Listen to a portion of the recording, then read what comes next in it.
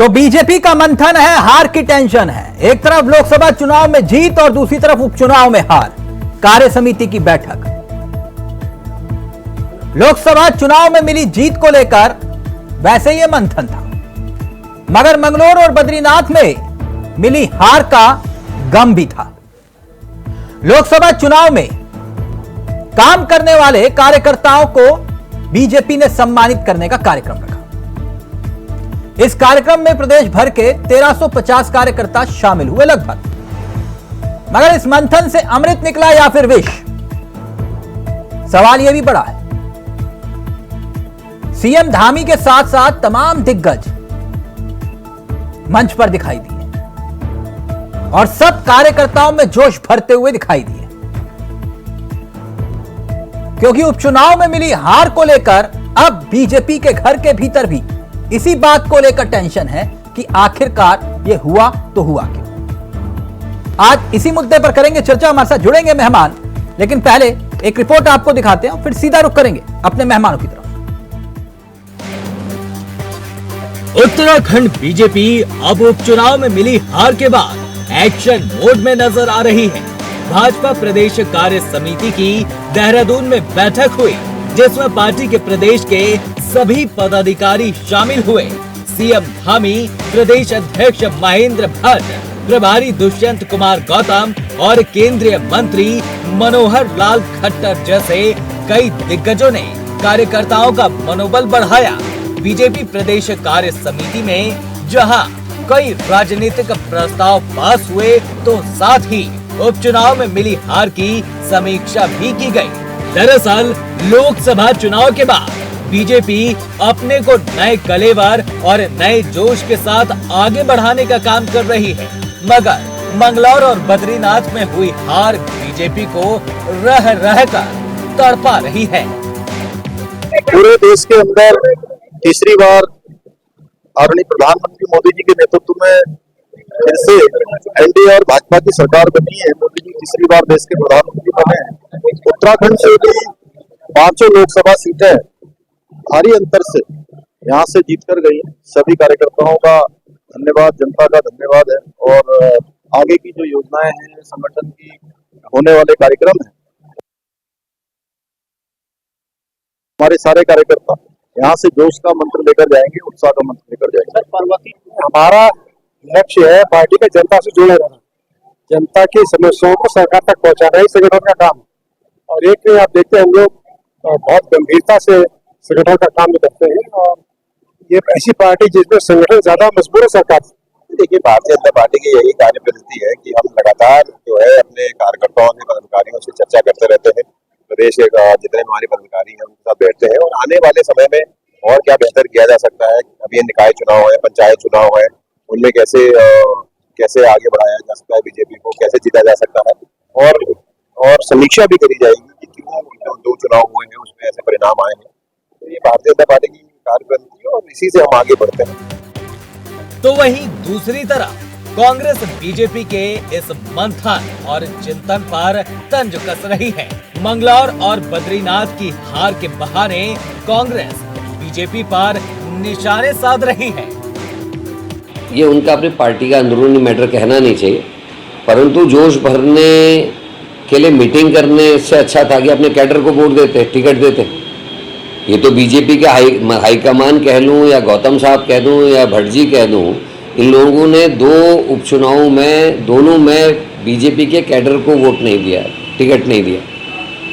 राजेंद्र भंडारी कांग्रेस से भाग के गए और बडाना जी कहाँ से आई आप सबको पता है। तो ऐसे में मुझे लगता नहीं कि किसी बैठक से, कार्य समिति की बैठक से कार्यकर्ताओं को उत्साहवर्धित होगा।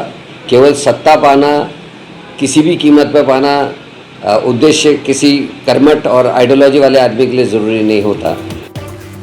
उत्तराखंड में भाजपा को उपचुनाव की हार बड़ा झटका दे गई है, लेकिन बीजेपी इससे इतर अपने संगठन को मजबूत करने में जुटी है, ताकि आने वाले चुनावों में हार का गम न झेलना पड़े। मगर कार्य समिति की बैठक में जो मंथन हुआ, उसका असर कितना रहता है, ये देखना फिलहाल बाकी है।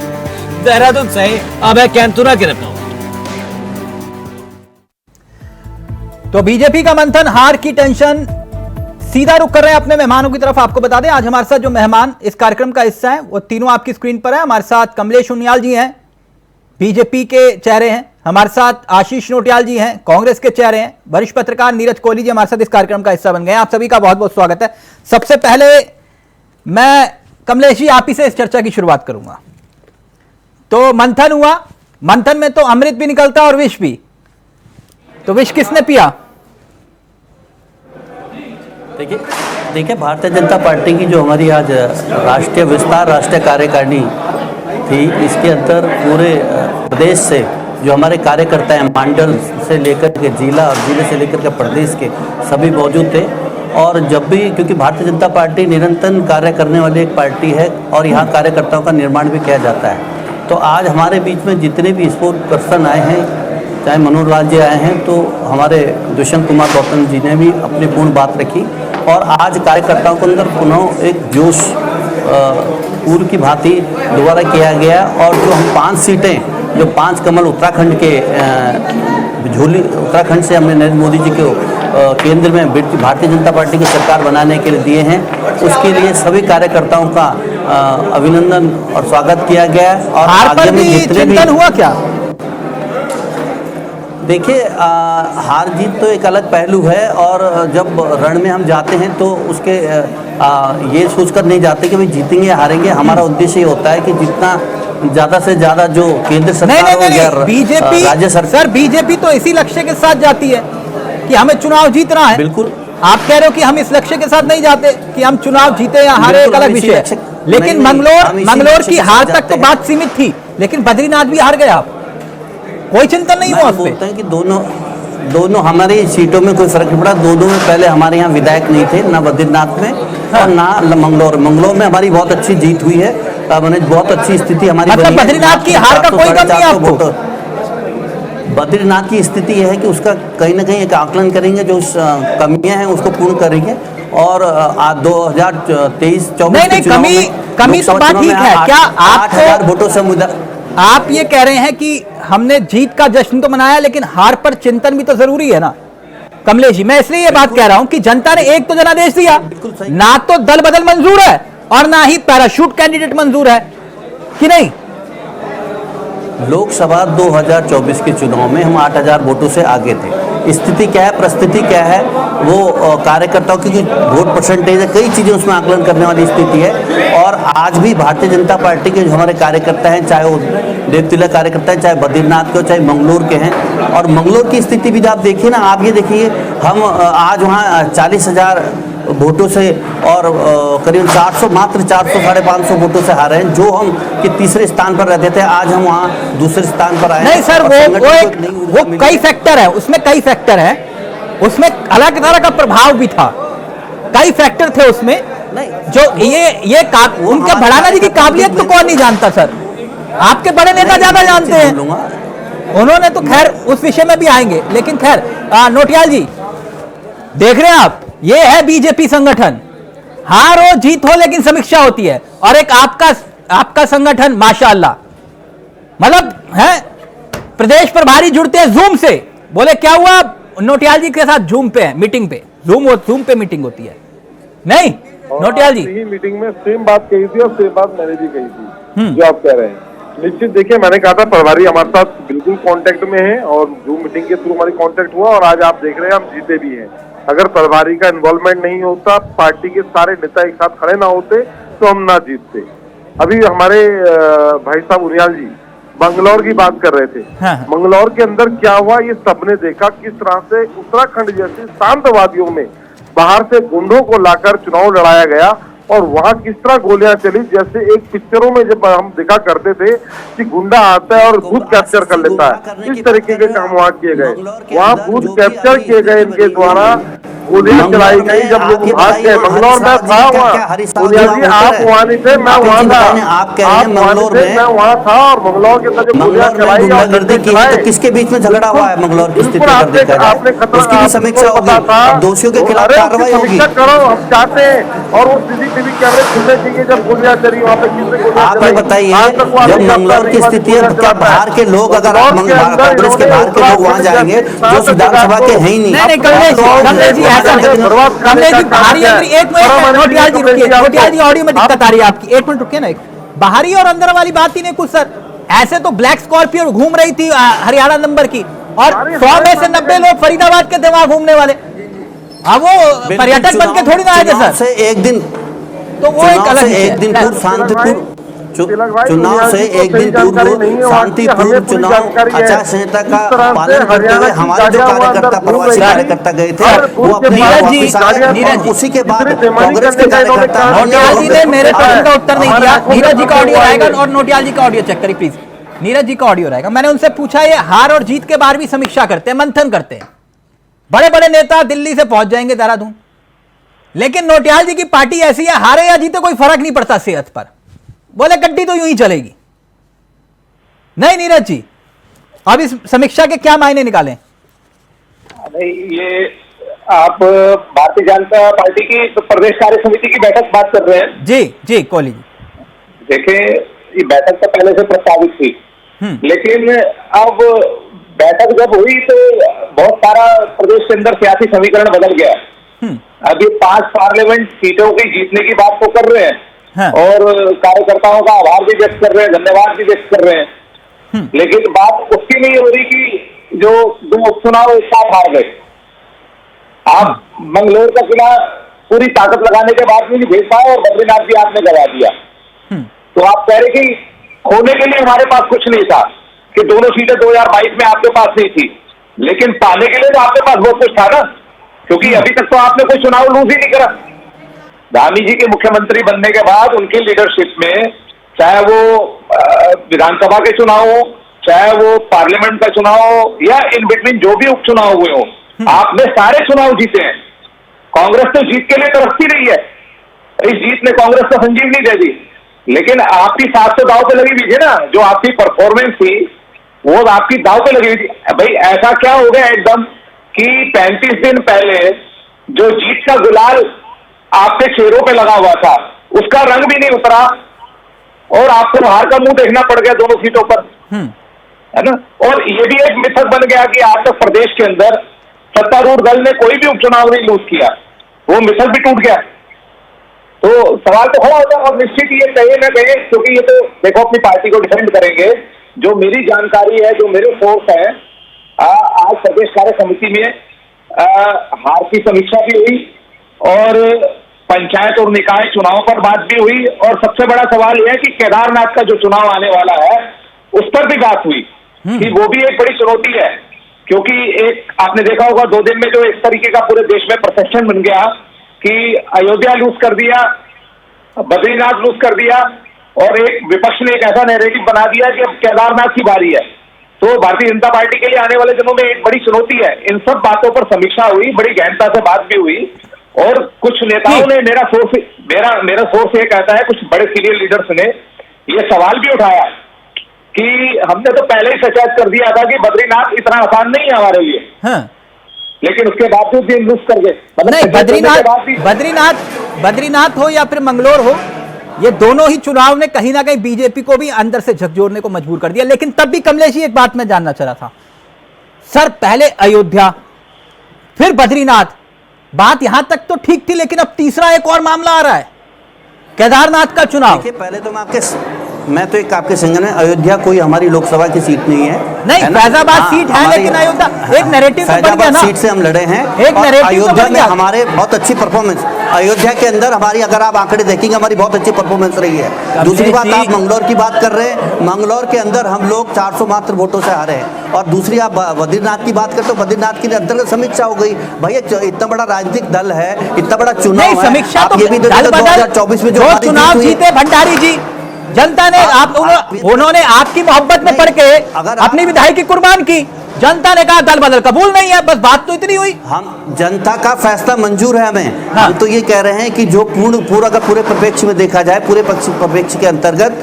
आप ये देखिए, चाहे लोकसभा के रिजल्ट देखते हैं हम लोग, 2022 का चुनाव देखते हैं, 2017 का चुनाव, लगातार भारतीय जनता पार्टी नहीं, जीतते अब हुए ये आई है। केदारनाथ वाला अब एक चुनाव मामला के भी आ गया अंतर्गत कहीं है, उसमें कमलेश जी, जो बात भी हम नीरज लोग जी कहते कह रहे हैं कि बिल्कुल, मैं आपकी बात, केदारनाथ अगर आ गया तो फिर ये तो नैरेटिव सेट हो जाएगा।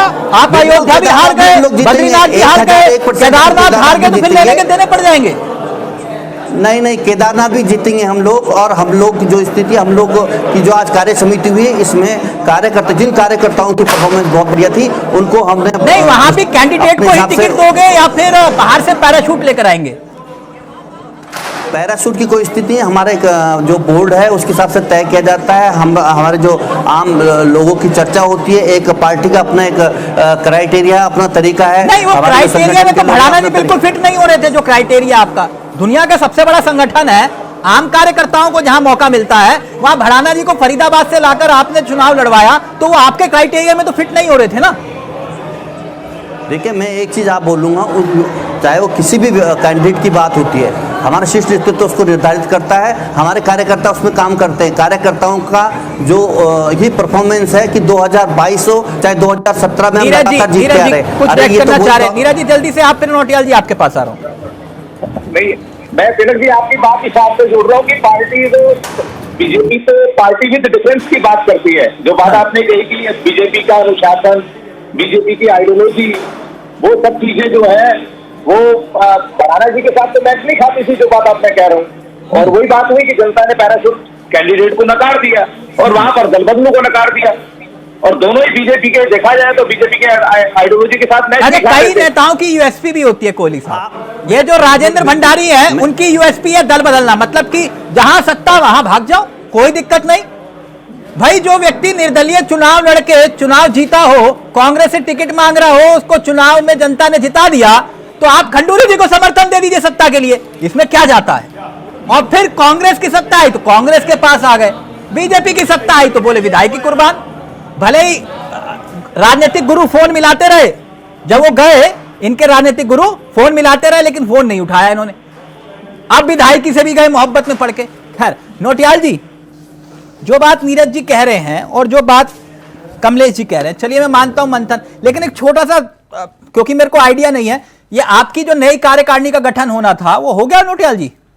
निश्चित देखें, हम जीत रहे हैं और इन कार्यकारिणियों से कोई फर्क नहीं पड़ता। ही तो मैं तो जानता हूँ आपके यहाँ तो वैसे ही फर्क नहीं पड़ता। ये तो पार्टी अंदर, इनको पूछो कि आपने अपने जो मंत्री बनाने थे बना दिए? नौटियाल जी, नुकसान इनके मंत्री, उत्तराखंड कांग्रेस में वैसे ही फर्क नहीं पड़ता। ये तो सही कह रहे हो। आपने देख लिया ना, आपने भी रिजल्ट देखा ना, 2 जगह आपने रिजल्ट देखा। आप एक दिन डिबेट में मैं बैठा हुआ था आपके साथ और आपने कहा था कि आप राजेंद्र भंडारी को जानते नहीं है, ये वो शख्स हैं जो अकेले सीट निकाल लेते हैं, और आज तो बीजेपी के साथ है तो देखो क्या हाल कर देंगे, ये तो हमारी जमानत जब्त करने वाले थे। तो आपने देखा नहीं, आपने पूरी बात नहीं कही। मैंने बीजेपी वालों से क्या सवाल किया था वो ही याद दिलाओ। मैंने ये कहा था वहां भी कांग्रेस ने कर्मठ कार्यकर्ता को टिकट दिया है। ये पहली बार हुआ है कि कांग्रेस ने किसी कर्मठ कार्यकर्ता को टिकट दिया है, मुश्किल पड़ेगी। लेकिन ये भी तो कहा था की तारीख में भी आपने ये कहा था, ये वो शख्स हैं जो खुद ही सीट निकाल लेते हैं। हाँ, तो इनकी यूएसपी रही ना, मैंने अभी ये भी तो दोहराई है ये बात। नोटियाल जी, खुद भी मेरी और पट भी मेरी, ऐसा मत करो ना। आपने कहा, आपने जो कहा, तो ये भी तो कहा कि लखपत बड़ौदा आम कार्यकर्ता कांग्रेस ने पहली बार किसी कार्यकर्ता का सम्मान किया। एक्सेप्ट कर लिया, आपने कहा कर्मठ कार्यकर्ता को टिकट दिया, वो मैंने एक्सेप्ट कर लिया। और ये पहली बार किसी कार्यकर्ता का सम्मान किया आपने, मैंने ये कहा। नहीं, हम कार्यकर्ता का सम्मान तो देखो हमारे यहाँ हमेशा होता है, हम बाहर से प्रत्याशी नहीं लाते हैं, ये इनका कल्चर है भाजपा वालों का। और अब मैं तो चाहूंगा, जो बुरा मानोगे फिर मैं बोल दूंगा यहाँ पे। कमलेश भाई ने भी बोला कि हम जी, बुरा मानोगे, मैं खुलेआम बोलने वालों में से हूँ, बोल दूंगा, बहुत बुरा लगेगी चोट। आप न्यूज एंकर हैं, आप अधिकार है आपको बोलने का। क्या रोल था उत्तराखंड की राजनीति में? नहीं, वो राज बब्बर वाला मामला तो ठीक है, वो तो तब भी राज्यसभा सांसद थे, लेकिन नौटियाल जी नहीं, क्या एक मिनट, अभी वो कहेंगे कि नहीं ये तो वहां चलेगा, छोड़ो। ये बोगड़ा जी को विधायकों ने चुना था, विधायकों ने चुना था मुख्यमंत्री। तो एक बात बताएं, कार्यकर्ता को सम्मान हुआ था उस वक्त 2013 में। जनता ने चुना था, आपको लगता है जनता ने नहीं चुना, विधायकों ने नहीं चुना, इनको केंद्र ने चुना। ऐसा मत बोलिए ना कि हमारे यहाँ धामी जी किसे चुना, ये तो देखिए। ठीक, कमलेश जी जल्दी से फिर कोहली जी के पास जाएं। आशीष जी मैं एक चीज बोलना चाहूंगा। ये कह रहे हैं कि भाई हम बद्रीनाथ सीट जीतते हैं, आप इनसे भी पूछ रहे हैं कि आपकी कार्यकारिणी का गठन कब होगा। इनका पूरा 3 धड़ों में आज बटा हुआ है। श्रेय लेने के लिए गणेश गोदियाल जी अलग हैं, हरीश रावत जी कह रहे हैं सब अलग है, उसके अलावा भगत सिंह रावत जी अलग श्रेय लेने के चक्कर में। तो ये पहले तय कर लेना, ये कार्यकर्ताओं की जीत है। हमारे यहाँ तो जो जीत होती है वो कार्यकर्ताओं की होती है, कोई श्रेय की इस तरह से लड़ाई नहीं होती बंदरबांट। इनके यहाँ तो आज से बंदरबांट होगी श्रेय की कि कौन सा बद्रीनाथ का मास्टरमाइंड। आप एक मिनट कमलेश जी नोटियाल जी, एक मिनट, मैं कोहली जी के पास जा रहा हूं। ये जो आप कह रहे हो ना बद्रीनाथ में गणेश गोदयाल ना होते तो बद्रीनाथ भी फंस जाती नोटियाल जी। ये तो गणेश गोदयाल ने नाक और साक का सवाल बना लिया। हमारे बड़े नेता हैं आप बड़े नेता आप मान रहे हो ना, पौड़ी में अकेला छोड़ दिया था, तो प्रदेश अध्यक्ष रहे। अभी छोड़ दो। मैं कह रहा हूं नोटियाल जी बस इतना बोलिए कि मेरे को बोलने की नौबत ना आए, फिर मैं तो तथ्यों के साथ बात करने वालों में से हूं। मुझे मालूम है कि पौड़ी में बद्रीनाथ में क्या हुआ, ठीक है ना। अगर गणेश गोदयाल ने नाक और साक सवाना, मैं कोहली जी गलत होऊंगा तो करेक्ट कर देंगे, ये नाक का सवाल बनाया गोदयाल जी ने, आप लोग सीट जीत गए। कोहली जी बिल्कुल मैं सहमत हूँ आपसे, बिल्कुल इसमें कोई दो राय नहीं कि बद्रीनाथ में गणेश गोदयाल जी ने बहुत डटकर मेहनत की लखपत बटोला के लिए, दम के लिए। और मंगलोर में भी कांग्रेस की जो यूनिटी नजर आई है, इसमें कोई राय नहीं। मंगलोर में भी कांग्रेस की जितने बड़े नेता हैं सबने काजी का साथ दिया और बहुत मेहनत के साथ, डट के साथ। पहली बार ये बहुत लंबे अरसे के बाद ऐसा सिनेरियो देखने को मिला कि कांग्रेस की एकजुट नजर आए और उस एकजुट का परिणाम भी सकारात्मक आया। कमलेश जी अब छोड़िए उस बात को, वहां तो मुख्यमंत्री बनाने वालों में से आप कह रहे हो कि वो बद्रीनाथ की, वो छोटा मोटा मामला नहीं है। वहां वो कहते हैं कि मैं जहां जाता हूं मुख्यमंत्री बनवाता हूं, तो आप तो अभी खाली बद्रीनाथ सीट पे क्रेडिट की बात कर रहे हो। कोहली जी बात पूरी करिए। हाँ, मैं ये कह रहा हूँ कि पहली बार ऐसा हुआ कि सीनियर लीडरशिप एक अम्ब्रेला के नीचे एक साथ नजर आई, खासतौर पे मंगलोर के चुनाव में। लेकिन साथ साथ ये भी कहना चाहता हूँ कि कांग्रेस को जरा अति उत्साहित होने की जरूरत नहीं है। उत्साह तो ठीक है, अति उत्साहित होने की जरूरत नहीं है, क्योंकि अभी आगे केदारनाथ है, पंचायत चुनाव है, निकाय चुनाव है। पिछले ये भी कांग्रेस को देखना चाहिए कि पिछले 6-7 वर्षों से सरसरी कांग्रेस को एक ये संजीवनी दी है दोनों जीतों में। अब इसको कैसे आगे बढ़ाना है और कैसे एक अम्ब्रेला के नीचे चल के आपने दुनिया की सबसे सशक्त पार्टी को चुनौती देनी है, ये कांग्रेस को तय करना है। नहीं कोहली जी, ये हार और जीत का असर तो पड़ता है ना कार्यकर्ताओं के मनोबल पर, खास तौर पर 100%, बिल्कुल इसमें कोई दो राय नहीं। और जो बीजेपी मंथन और चिंतन कर रही है बैठक में, वही कांग्रेस जो है नए प्रदेश अध्यक्ष तब तक पुराने नहीं हुए जब तक उनकी टीम नहीं बनी आज तक। वो कह रहे कोई फर्क ही नहीं पड़ता, टीम बने ना बने कोई दिक्कत नहीं है। मतलब वो पुराने जमींदार टाइप का मामला है, कह रहे कोई समस्या नहीं, बने तो बने ठीक है, नहीं तो फिर वो तो चल ही रहा है मामला। और उनमें कई ऐसे भी हैं जो बीजेपी में शामिल हो गए, इनके बड़े नेता, उनके नाम भी लिस्ट में है, आज तक वो मिटे ही नहीं है ना। नहीं नोटियाल जी, तो ये तो हकीकत है आपके समीक्षा की। हमारी टीम पूरी तैयार है, पूरी जहाँ कार्यकर्ता हमारा पदाधिकारी है, कोई दिक्कत नहीं है हमें, और हम सही चल रहे हैं, हमें कोई परेशानी नहीं है। और निश्चित हम जनता के हित के लिए काम करते रहेंगे। हाँ। और जनता में सहयोग करेगी। हाँ, तो मतलब कार्यकारिणी का गठन नहीं होगा कभी? कार्यकारिणी से कोई जनता को नुकसान नहीं होता, हमारी कार्यकारिणी जनता को कोई नुकसान नहीं होने वाला, इस बात से हम निश्चित रहें। हाँ वो तो ठीक है, वो तो मुझे मालूम है, कोई फर्क नहीं पड़ता आप लोगों की सेहत पे। जनता को कोई फर्क नहीं पड़ता, हमें तो आप छोड़े, जनता को फर्क नहीं पड़ता। नहीं, मैं जानता हूँ आपके संगठन में वैसे कोई फर्क नहीं पड़ता, क्योंकि हमारे कार्यकारिणी से क्या करना है, हम अगर सचिव लिख लेंगे कुछ बातें, इसलिए क्या फर्क पड़ता है? सबको मालूम है कौन किस गुट का है, क्या पावर वहाँ है जो मंत्री नहीं बना पा रहे, उनसे पूछो तो मंत्री क्यों नहीं बना पा रहे? वो तो मंत्री तो आप लोग नहीं बना पाए थे, अब छोड़ो उस बात को, है ना। ये मंत्रिमंडल के चक्कर में तो पूरा बवाल हुआ, बहुत कुछ नहीं कर पाए। अब ये वो भी भाजपा भी। अच्छा एक बात कमलेश जी, जो कुल मिला के ये बार बार कटाक्ष कर रहे हैं, बद्रीनाथ छोड़िए मंगलोर पे आते हैं, मैं फाइनल कमेंट आपका कि क्या आप लोग अब इस बात को एक्सेप्ट करने को तैयार नहीं हो कि आपने जो बाहर से पैराशूट कैंडिडेट लेकर आए, जिनको आपने चुनावी रण में उतारा, उनका मैं रिकॉर्ड देख रहा था, हो सकता है कि थोड़ा इधर उधर हो, उनकी काबिलियत का लोहा उनके आंकड़ों में छिपा है। माननीय भड़ाना जी जिनको आपने टिकट दिया, भड़ाना जी ने आज तक कुल मिलाकर 11 बार चुनाव लड़ा और महज 3 बार चुनाव जीते, और हारे हुए चुनाव की संख्या होती है 8। तीसरे स्थान पर रहे, मतलब जहां वो हारे वो तीसरे स्थान पर होते थे। ये उनकी काबिलियत, मतलब कपड़ों को जैसे बदलते हैं वैसे वो पार्टी भी बदलते हैं, ये भी उनकी एक खासियत और काबिलियत है।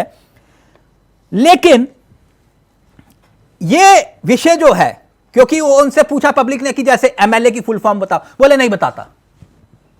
बोले साहब एक बार तो बताओ, आप एमएलए बनने आए हो, कि कितने बूथ है कितने, बोले नहीं बताता। तो क्या आपको अब ये समझ में आ गया कि जनता इस बात को एक्सेप्ट करने को तैयार नहीं है कि कम से कम ये बाहरी प्रत्याशी और पैराशूट जो थोपे जाते हैं वो कबूल नहीं है मंगलोर में? मैसेज तो ये है ना। बिल्कुल, मैं एक चीज बोलूंगा, मैं ये कहूंगा भडाना जी को स्वीकार किया है बंगलौर की जनता ने, और वोट दिया है जनता ने, तो अपना दे दिया। जो सीट हम तीसरे चौथे नंबर पे रहते थे वो आज हम दूसरे नंबर पे, आप ये भी तो देखिए। अच्छा। और उसके अंतर्गत हम मात्र 400-500 वोटों से आ रहे हैं। अभी हमारा संगठन वहां मजबूत होगा, कार्यकर्ताओं के अंदर जोश है। हाँ। उन कार्यकर्ताओं को सम्मानित भी किया गया। कार्यकर्ता तो बाहर से आए ये थे तो ना हमारे आपके। लिए अचीवमेंट है। आप हमारी अचीवमेंट में हम इसे क्वेश्चन पूछ रहे हैं, आपको तो बोलना था भाई पहले से अच्छी परफॉर्मेंस है। लेकिन अगर कांग्रेस इसको उस रूप में देखती है तो ये उनकी अपनी सोच नहीं है, तो काम कांग्रेस को करना होगा। चुनाव होता है सत्ता का, उत्तराखंड के अंदर गोली चला रहे हैं। शासन प्रशासन माना जाता है कि सब व्यवस्था वहां पर उपलब्ध रहती है, और ऐसी स्थिति में माननीय भडाना जी तो वैसे भी उनकी काबिलियत तो है, मतलब समझ रहे हैं ना आप, चुनाव तो वो आचार काबिलियत के संहिता का आधार पे पूरा भी मैनेज नहीं हुआ मामला।